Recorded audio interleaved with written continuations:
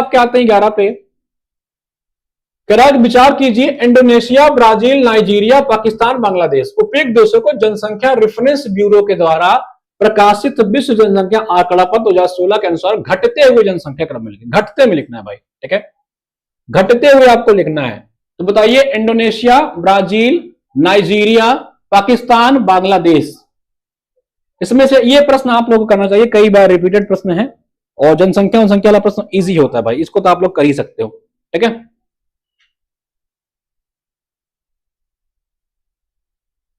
बताओ, 11 का ए बिल्कुल सही जवाब है, 11 का ए हो जाएगा। अब इसमें बताने की आवश्यकता है क्या मुझे? इंडोनेशिया लगा लो, बांग्लादेश लगा लो, फिर पाकिस्तान, यानी कि पहले इंडोनेशिया, फिर बांग्लादेश, फिर पाकिस्तान, आईबीपी, इंडोनेशिया, बांग्लादेश, पहला दूसरा, फिर पाकिस्तान, पहला दूसरा चौथा, ऑप्शन ए हो रहा सही, ठीक है। फिर तीसरा हो जाएगा आपका क्या? नाइजीरिया, फिर लास्ट में पांचवा नहीं, इंडोनेशिया, ब्राजील, सॉरी, इंडोनेशिया के बाद ब्राजील, इंडोनेशिया, ब्राजील, इंडोनेशिया के बाद ब्राजील आएगा ना भाई इसमें 11 कब भी। हाँ, क्वेश्चन नंबर 11 का आंसर निकालो आप लोग। क्वेश्चन नंबर 11 क्या है? सबसे पहले क्या हो जाएगा आपका? सबसे पहले इसमें हो जाएगा आपका इंडोनेशिया, फिर ब्राजील, फिर पाकिस्तान, इंडोनेशिया, ब्राजील, पाकिस्तान। तो इंडोनेशिया पहले पे, ब्राजील दूसरे पे, पाकिस्तान चौथे, यानी कि पहला दूसरा चौथा किसमें है? ऑप्शन नंबर 1 में है, ऑप्शन नंबर 1 होगा इसका भाई, 11 का बी, 11 की डी, इसका एक ही होगा भाई, इसका ए होगा, ये ध्यान देंगे, पहला दूसरा चौथा तीसरा तब पांचवा, पांचवा आने की आपका बांग्लादेश सबसे लास्ट में जाएगा, ठीक है, बांग्लादेश सबसे लास्ट में जाएगा। 11 का बी, 11 का ए, 11 का ए होना चाहिए यार, बी का है बता रहे हो, ठीक है। चलो आ जाओ। अच्छा बताओ, यूपी की जनसंख्या अगर देखा जाए पूरे विश्व में, अगर उत्तर प्रदेश एक देश होता तो उसकी जनसंख्या किस नंबर की आती, ये कमेंट करके बताना है। चलो भाई, प्रश्न संख्या 12 पे आ जाओ। कुछ कंट्री और उनके राजधानी दिए हुए आपको मिलाना है। सेनेगल, डकार, जाम्बिया, मसेरू, लाइबेरिया, लबेरिया है, लबेरिया, लबेरिया का मोनारोबिया, रवांडा का किगाली, जाम्बिया का मसेरू, सेनेगल का डकार। कौन सा करेक्टली मैच नहीं है, ये आपसे पूछ रहा है, ठीक है, ये आपसे बताना है। अराउंड 22 करोड़, हाँ जी, इंडोनेशिया, पाकिस्तान, ब्राजील, बांग्लादेश। प्रश्न संख्या कौन सा? ये 12 पे आ जाओ, ठीक है भाई। चलो, मसेरू क्या, मसेरू यार इसको याद होगा, ये किसकी कैपिटल है? मसेरू, साउथ अफ्रीका कंट्री। देखियो कभी साउथ अफ्रीका का मैप देखियो, उसके अंदर एक छोटा सा देश है, देखियो कभी, उसका नाम है लसेथो, ठीक है, लसेथु या लसेथो, उसका कैपिटल है मसेरू, ठीक है। नॉट जाम्बिया, जाम्बिया की कैपिटल लुसाका, लुसाका क्या है? हाँ, लुसाका है। जाम्बिया की जो कैपिटल है वो है लुसाका, इसकी कैपिटल जो है भाई वो लुसाका है। मसेरू, लुसेथो या लसेथो की कैपिटल, ये ध्यान रखेंगे, ये वाला ऑप्शन मिसमैच है, बाकी सारे सही है, बाकी सबका याद रख लीजिएगा ऐसे। हाँ, लिसेथो जो है इसका कैपिटल है आपका मसेरू, ठीक है भाई। चलें आगे बढ़ते हैं। चलो, बुल्गारिया की कैपिटल क्या है, जरा कोई मुझे बताएगा? बुल्गारिया, बुल्गारिया एक देश है, इसकी कैपिटल क्या है बताना। इसकी जो कैपिटल है ना, उसके नाम से इलाहाबाद में जो है एक किलौरी वाला बड़ा फेमस है, किलौरी, गिलौरी जिसे आप लोग कहते हो, गिलौरी या पान वाला कह लो। बताओ, बुल्गारिया की कैपिटल आपको बताना है, इलाहाबाद में बड़ा फेमस एक पान वाला है, गिलौरी वाला है भाई। भारत में पूर्ण रूप से जैविक खेती करने वाला कौन सा राज्य है? जैविक खेती क्या होती है भैया? पूरी तरह से ऑर्गेनिक फार्मिंग, मतलब ये खाद वाद का यूज नहीं करेंगे, गोबर ओबर का यूज करके जो है। सोफिया, बहुत बढ़िया जवाब दिया है आकृति ने, सोफिया है, ठीक है, इसकी जो कैपिटल है ना वो सोफिया है। हाँ, लैंड लॉक कंट्री है लिसिथो। चले भाई आ जाओ, इस पे आ जाओ। सिक्किम है, बहुत बढ़िया जवाब, सिक्किम भैया, सिक्किम। अच्छा, कंचनजंगा यहीं पे है क्या? सिक्किम में कोई मुझे ज्यादा कंफर्म कराए, कंचनजंगा यहीं सिक्किम में ही है क्या? ठीक है, ये यूनेस्को के हेरिटेज में ही शामिल है, बताना। सिक्किम जो है 35th कॉन्स्टिट्यूशन अमेंडमेंट एक्ट के द्वारा हमने भारत का इसको हिस्सा बनाया, ठीक है, ये ध्यान रखेंगे। और 36th कॉन्स्टिट्यूशन अमेंडमेंट एक्ट के द्वारा ये भारत का राज्य बनता है। किस नंबर का राज्य था, किस नंबर का राज्य था ये बता रहा हूं। जब भारत का राज्य बनता है तो किस नंबर का बनता है? कंचनजंगा यहीं पे है क्या? ठीक है, बहुत बढ़िया, कंचनजंगा यहीं हो गया। चलो आगे बढ़ते हैं। मेघालय में आपको पता है कि एक जो है नेशनल पार्क, उसका नाम है नोक रेक। क्या नाम है? नोक रेक। ये ध्यान देंगे सभी लोग।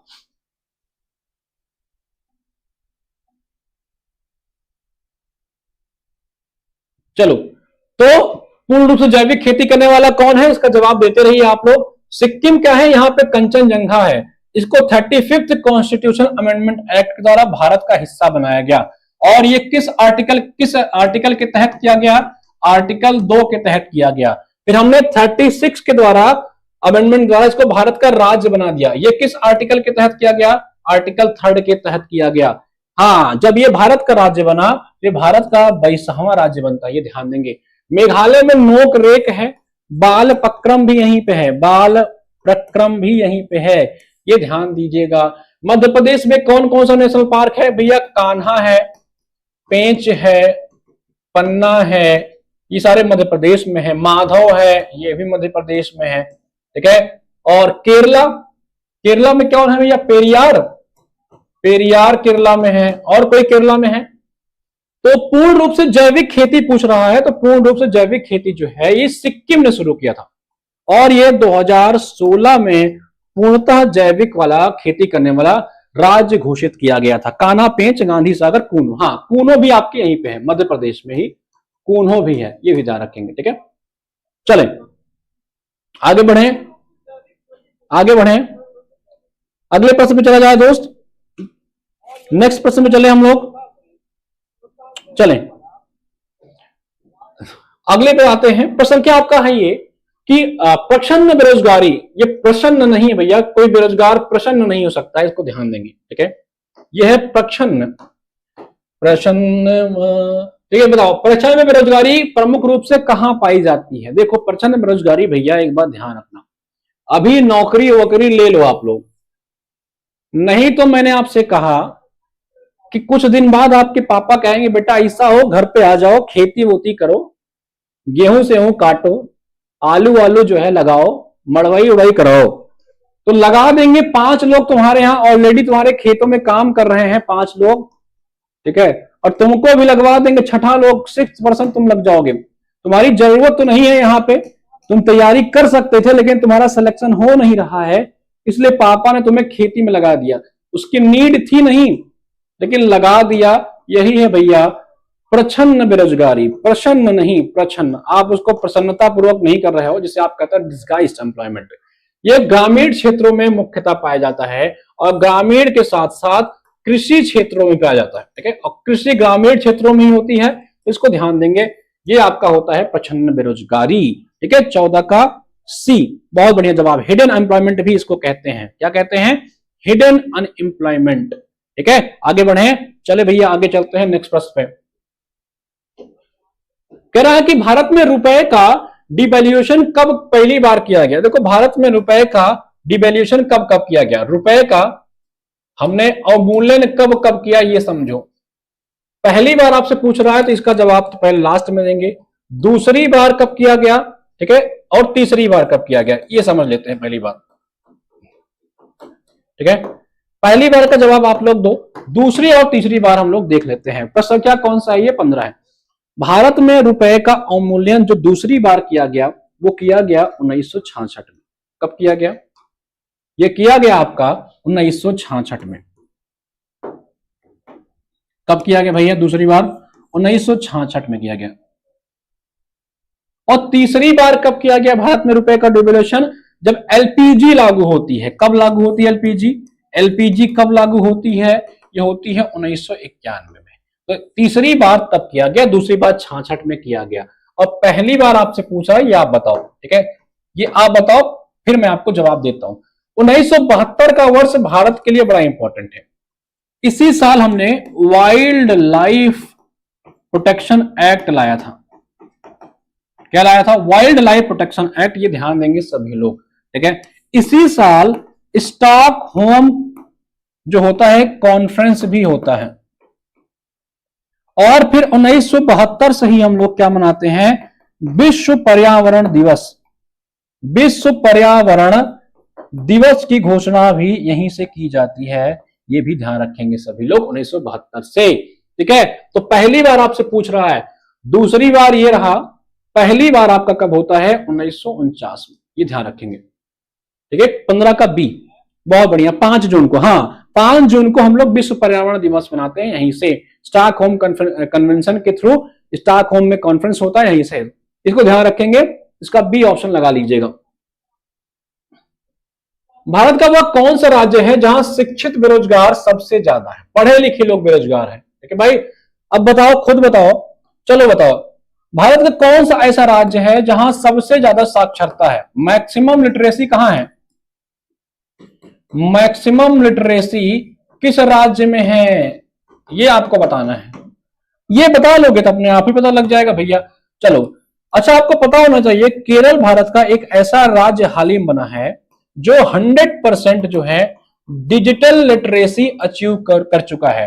100% डिजिटल लिटरेसी अचीव कर चुका है, वो है आपका केरला। ये ध्यान देंगे सभी लोग। मणिपुर आपको पता है,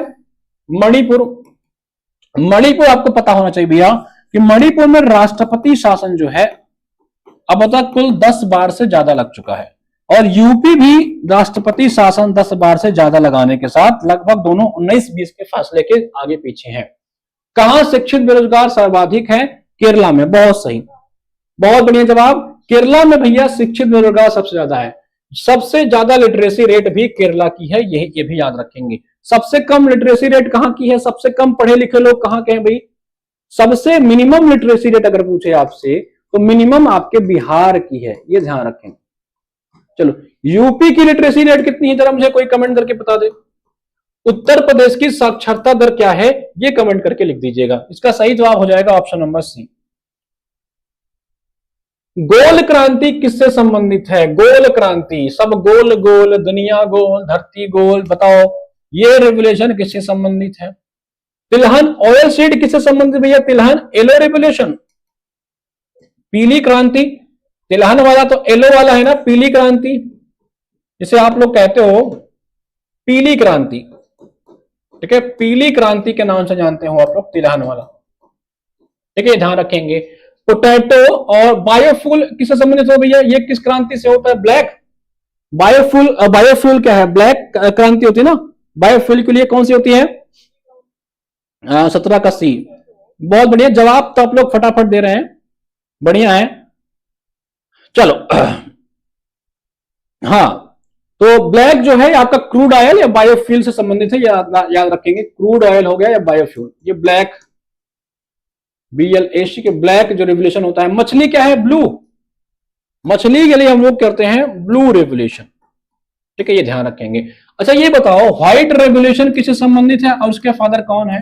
व्हाइट क्रांति, व्हाइट रेवोल्यूशन किससे संबंधित है, इसका बताइएगा। और बताओ, MS स्वामीनाथन जी जो हैं, MS स्वामीनाथन, जिनको भारत सरकार ने भारत रत्न दिया था, ये किस क्रांति से संबंधित थे? तो भैया राउंड वाला जो है ये पोटैटो है, यही गोल गोल होता है, इसको ध्यान रखेंगे सभी लोग। ठीक है, आलू का जो इंटरनेशनल रिसर्च सेंटर है ना, इंटरनेशनल रिसर्च सेंटर आलू का, वो है आपके पेरू में, पेरू के लीमा में है, ये ध्यान रखेंगे। पोटैटो रिसर्च सेंटर इंटरनेशनल, इसका एक रीजनल ऑफिस बनाया गया था आगरा में। आगरा में एक जगह है सिंगना, वहीं पे बनाया गया है, ये ध्यान रखेंगे सभी लोग। ठीक है, पोटैटो जो रिसर्च सेंटर है इसका एक केंद्र बना है यहीं पे। चले आगे बढ़े, आवाज गई क्या? अभी कई लोग पीछे हैं, मुझे ऐसा लग रहा है। हरित क्रांति, बहुत बढ़िया। फर्टिलाइजर ग्रे है, हाँ जी। तो जो आपके MS स्वामीनाथन भैया, ये ग्रीन रेवोल्यूशन से संबंधित है। व्हाइट रेवोल्यूशन जो है ये मिल्क से संबंधित है। ठीक है, इसके कौन फादर हैं? व्हाइट रेवोल्यूशन के फादर कौन है बताइए? वर्गीस कुरियन, बहुत बढ़िया। वर्गीस कुरियन जी जो हैं ये इसके फादर कहे जाते हैं। अभी इसका हमने 2.0 नया एडिशन चालू कर दिया है। कहां से? इसका नया एडिशन जो है गुजरात से चालू कर दिया है आपके अमित शाह जी ने। ठीक है, चलो तो इसका ऑप्शन सी लगा लीजिएगा, बाकी सारे बातें याद रख लीजिएगा। चलें अगले प्रश्न पे आते हैं। क्लियर है कि नहीं क्लियर है? ठीक है, क्लियर है ना भाई? चलो बताओ, कह रहा है कि महालनोबिस मॉडल किससे संबंधित है? आवाज वगैरह ठीक, बताओ। पंचवर्षीय योजना के प्रश्न है, पंचवर्षीय योजना 10 बार पढ़ा है, दोबारा से पढ़ लो। 5 ईयर प्लान, भारत में जो पंचवर्षीय योजना है ये हम लोग ने लिया है यूएसएसआर से, जो अब रशिया जानते हो, यूएसएसआर से लिया है। ये पहली बार 1951 से चालू की जाती है। इस योजना को लागू करने के लिए हमने योजना आयोग बनाया था, जिसका नाम अब नीति आयोग है। योजना आयोग बनाया था। कब बनाया था योजना आयोग? 15 मार्च 1950 को, 15 मार्च 1950 को। अब इस योजना आयोग ने कहा कि 5 ईयर प्लान बनाओ, हमने 51 में बना दिया। अब भैया 5 ईयर प्लान को लागू कैसे की जाए, उसके लिए नेशनल डेवलपमेंट काउंसिल बनाते हैं 6 अगस्त 1952 को। कब? 6 अगस्त 1952 को। ये ध्यान रखेंगे क्रोनोलॉजी। मार्च 1950 में योजना आयोग, 5 ईयर प्लान 51 में, फिर एनडीसी बनता है नेशनल डेवलपमेंट काउंसिल आपका 1952 में। इनको याद रखेंगे। फिर हमने लाया पहली योजना, दूसरी, तीसरी, चौथी और 12 तक लाते गए। तो पहली जो पंचवर्षीय योजना थी ये आपसे पूछेगा, तो एचडी मॉडल पे लागू थी। एचडी, इसे कहते हैं हेराल्ड डोमर मॉडल। कौन सा मॉडल? यहां लिख लीजिएगा, हेराल्ड डोमर मॉडल, एचडी योजना कहते हैं हम लोग। दूसरी पूछे तो एमबी योजना, ठीक है, एमबी, ये आपका क्या होता है? महालनोबिस मॉडल। महालनोबिस मॉडल, ल कहां लिखा है भैया? हाँ, महालनोबिस, महालनोबिस मॉडल पे आधारित है दूसरी। तीसरी पंचवर्षीय योजना पूछे तो ये गडगिल, गडगिल, ठीक है, गडगिल। अगर चौथी पूछे तो ये अशोक रुद्र। ये चारों मॉडल याद रखिएगा, पहला, दूसरा, तीसरा, चौथा, सारा। ठीक है, क्लियर है? ठीक है, तो हमने इसको यूएसएसआर से लिया है। यूएसएसआर से हमने एक और चीज ले रखा है, वो है आपका फंडामेंटल ड्यूटी। ठीक है, फंडामेंटल ड्यूटी, मूल कर्तव्य। स्वर्ण सिंह समिति ने इसका सुझाव दिया था। किसने? स्वर्ण सिंह समिति ने। कब दिया था? 1976 में दिया था, 42वें संविधान संशोधन के द्वारा। ठीक है, क्लियर है? चलो अगले प्रश्न पे आते हैं, प्रश्न संख्या नेक्स्ट पे आते हैं, प्रश्न संख्या 20 पे आ जाइए। कह रहा कि which of following instrument is associated with earthquake. बताओ भूकंप से संबंधित क्या है? मान के चलो ये तुम्हारा घर है और इस घर के यहां पे भूकंप आया, यहां तुम रहते हो, यहां पे भूकंप आया, ठीक है, धरती, चलो भूकंप का थोड़ा कॉन्सेप्ट समझो। मान के चलो ये अर्थ है, यहां पे भूकंप आया, अर्थ पे। भूकंप हमेशा अर्थ के लिथोस्फीयर में आता है, ये ध्यान दीजिएगा, ठीक है। यहां पे भूकंप आया और फिर धीरे धीरे ये इसका जो है इंपैक्ट यहां पे पहुंचा, ठीक है, यहां पे इसका इंपैक्ट पहुंचा। ये जो सेंटर है जहां भूकंप आता है, इससे हम लोग बोलते हैं फोकस या हाइपो सेंटर। हाइपो सेंटर बोलते हैं, ये ध्यान रखेंगे। जहां सबसे पहले भूकंप पहुंचता है उसे बोलते हैं ईपी सेंटर, ठीक है। ये दोनों बातें ध्यान रखेंगे। इंग्लिश में नाम याद रखिएगा, हिंदी में नाम मत याद रखिएगा, इसका नाम इंग्लिश में याद रखिएगा, ठीक है। इसे बोलते हैं ईपी सेंटर। यही भूकंप आया था इसीलिए इसे ईपी सेंटर बोलते हैं। यहां पे इसका फोकस था, इसे बोलते हैं हाइपो सेंटर, ठीक है। अब पूछ रहा है जो आ रहा है इसको नापेंगे कैसे? थर्मोमीटर से नापोगे, इससे तुम्हारा बुखार पता चलता है भैया। बैरोमीटर से दाब, प्रेशर पता चलता है, ठीक है। कैलोरीमीटर से भैया ये ऊर्जा नापता है, एनर्जी, ठीक है। तो सिस्मोग्राफ जो होता है ये नापता है, ये ध्यान रखेंगे, ठीक है भाई। चलो सिस्मोग्राफ, रिएक्टर स्केल, बहुत बढ़िया जवाब है। चलें 19 का ध्यान रखेंगे। यहां पे जहां पे आता है इसे बोलते हैं एपी सेंटर और ये है आपका फोकस हाइपो सेंटर, ठीक है, क्लियर है। चलो आगे बढ़ते हैं, प्रसंख्या आपका आते हैं 20 पे। चलो एक भैया फिजिक्स का क्वेश्चन आ गया, जीएस में आ जाता है, आपके एग्जाम में आया हुआ है, ठीक है, आप ही के एग्जाम का पीवाई क्यों है। कह रहा कि 2 एम्पियर की विद्युत धारा यानी कि आई जो है वो 2 एम्पियर है, 102 ये ओम है भाई, ये 100 ओम है, ठीक है, 102 नहीं है, ओम है, ये 100 ओम, ठीक है, 10 ओम, ठीक है, यानी कि जो रेजिस्टेंस है आपका 10 ओम है, ठीक है। ये कह रहा है प्रतिरोध से 20 मिनट के लिए प्रवाहित होती है, 20 मिनट तक, यानी कि जो टाइम है आपकी वो 20 मिनट है। अगर इसको कन्वर्ट करोगे तो 20 गुणे 600 यानी कि 1200 सेकंड, ये आपका टाइम दे रखा है, ठीक है। तो प्रतिरोध में से 1 सेकंड में प्रवाहित होने वाली आवेश की मान बताइए। Q इक्वल टू IT वाला फॉर्मूला पढ़ा है क्या कभी बचपन में? Q इक्वल टू IT वाला फॉर्मूला पढ़ा है क्या? ठीक है सर, ज्योग्राफी हिस्ट्री एवं क्या Q equal to I T पढ़ा है? चलो तो बताओ भैया, उसको बताओ, जवाब दो। क्या कह रहा है? आवेश की मात्रा क्यू आई क्या हो जाएगा? यहाँ पे आई क्या है? 2 एम्पियर है। टी कितना है? 1200 है। तो कितना हो जाएगा? ये 2400 हो जाएगा। ठीक है, और आपसे क्या पूछ रहा है? आवेश की मात्रा Q equal to I T 2400। 2400 ये आपका किस में आया? इसको अगर हम प्रति सेकंड के हिसाब से निकालें और 1200 से डिवाइड कर दें तो 2 के आसपास आएगा ये 2। ठीक है, इसमें क्या सही जवाब है? क्वेश्चन नंबर 20 का ए होना चाहिए, 2 कूलाम होना चाहिए इसका सही जवाब। किसी का आ रहा है 20 का डी? 40 आ रहा है।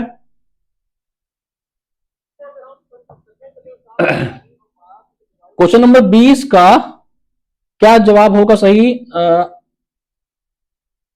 ठीक है, देखो Q equal to I T formula होता है, तो हमने I जो लिया 2 एम्पियर लिया, टाइम जो है 20 मिनट दिया हुआ है, तो 20 को हमने कन्वर्ट कर लिया आपका सेकेंड्स में, तो हो गया आपका 1200। तो 1200 गुणा 2 2400 हो गया ये। ठीक है, अब इसको हमको करना है क्या?